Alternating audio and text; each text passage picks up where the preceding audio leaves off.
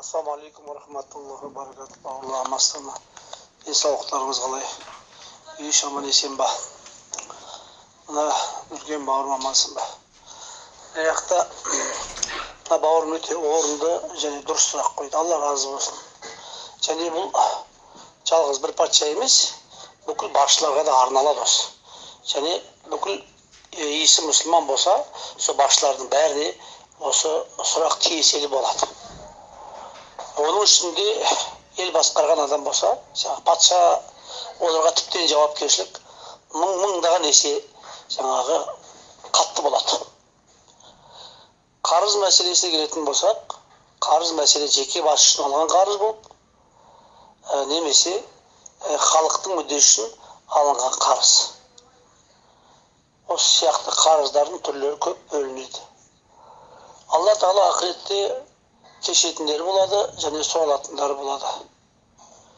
Мына жердегі айтып отырғаны, егерде бір патша халықпен ақылдасып, бір алмаса болмайтындай қиық жағдайға келетіндей жағдай болса, мәселен, кезінде Юсуп алейхиссалам Мысыр елінде қазынаның басшысы болып тұрған кезінде, оның әкесінен бауырлары, әкесі өмір сүрген, өзі өмір сүрген бала жақтағы адамдардың бір ашаршылыққа тап болып, кейін сол елдің патшасына қарыз сұрап келеді. Яғни ашаршылықтан құтқар, қарызға астық бер. Кейін бәрі дұрыс болған кезде иншаллах қайтарамыз деген сияқты немен. Көрдіңіз бе? Ондай қарыз алуға шариғат рұқсат етіп тұр. Пайғамбар ғой айтпесе сол кезде Юсуп алейхиссалам пайғамбардың әкесі Жақып. Ол бар нәрсе. Бірақ енді халықпен ақылдаспай, немесе шариғатта алуға болмайтын харам нәрселерге байланысты ақша алған болса, оны сол кезде кімдер осыны шешті, үкімді шығарды, ақылдасты, солардың мойнында болады. Және олар Құдай алдында да, адам алдында да солар жауап беру керек болады. Міндетті түрде, және береді де. Bu дүниеде осы ақыретте міндетті түрде береді. Ал егер де осының бәрін ертең күні жылы жапсырып, қарызды шынымен мойнына ешкім алмай жататын болса, жаназа шығарылмайды. Шығарылмайды болған кезінде жаңағы имам жаназа шығармайды. Имамдар жаназа шығармайды. Жамағаттан жай бір қарапайым адам мұсылман болғаны үшін жаназа шығарады. Мұсылман болғаны үшін қанша күнәһар болса да.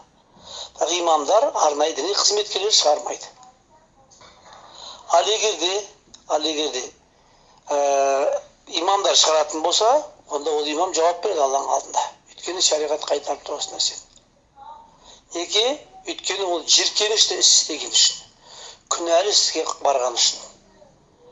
Алла, егерде оны мойнына қарызды мен алам, төлеймін дейтін болса, онда ол шығарылады жаназасы.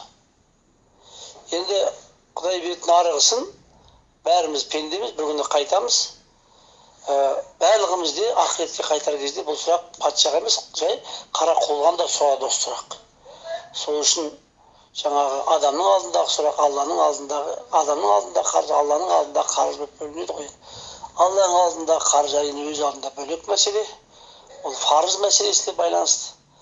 Ал енді адамның алдындағысы алыс беріш дүние жағдайына байланысты емес, аманатқа байланысты сияқты болып келеді. Сол үшін таза жүрімізге нәсіп етсін.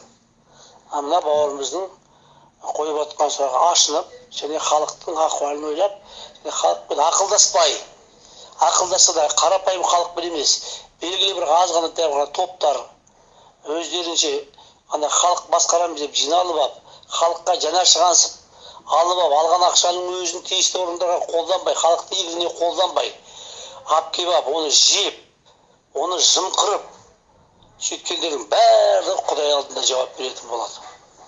Алла оны бергізеді. Және осы өмірдің өзінде жауап бергізуге талап ететін күнде болып қалар мүмкін. Егер де жағдай осылай кете беретін болса, қазірде керемет жаққа қарата қадам басып жатырмыз демеймін, өйткені жағдай ушығып тұр. Осында бір мәселелер. Алла бәрімізге жақсылық берсін.